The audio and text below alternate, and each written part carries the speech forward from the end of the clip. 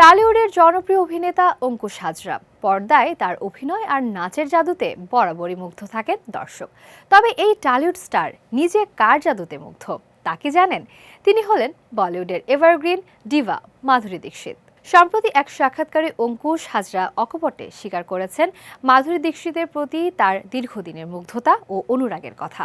সুযোগ পেলে এই বলিউড ডিভাকে ডেটে নিয়ে যাওয়ার ইচ্ছাও প্রকাশ করেন এই অভিনেতা। অঙ্কুশ বলেন, আমরা যে সময় বড় হয়েছি তখন বহু পুরুষের স্বপ্নের রানী ছিলেন মাধুরী দীক্ষিত। আমার ক্ষেত্রেও তার অন্যথা হওয়ার কোনো কারণ নেই। শুধু নায়িকা মাধুরী নয়, নৃত্যশিল্পী মাধুরীর প্রতিও আমার আলাদা দুর্বলতা আছে। পর্দায় তাকে দেখতেই কি ভালো লাগতো। স্মৃতিচারণায় অঙ্কুশ জানান, বর্ধমানে বেড়ে ওঠার দিনগুলোতে রবিবার মানেই ছিল টেলিভিশনে মাধুরীর সিনেমা দেখার আনন্দ। বেটা, তেজাব কিংবা হাম আপকে হ্যাঁ কন, প্রতিটি সিনেমার ডায়লগ ছিল তার কাছে মুখস্থ। ছোটবেলা থেকেই নাচের প্রতি গভীর টান ছিল অঙ্কুশের, আর সেই কারণেই মাধুরীর নাচের প্রতিটা মুদ্রা এবং তার অনবদ্য অভিব্যক্তি বরাবর তাকে মুগ্ধ করত। অঙ্কুশ আরও যোগ করেন, তখন তো আর আজকের মতো এলইডির যুগ ছিল না। বাড়িতে ছিল বক্স টেলিভিশন আর ভিসিআর ক্যাসেট চালিয়ে মাধুরীর গানের তালে তালে নাচতেন ছোট্ট অঙ্কুশ।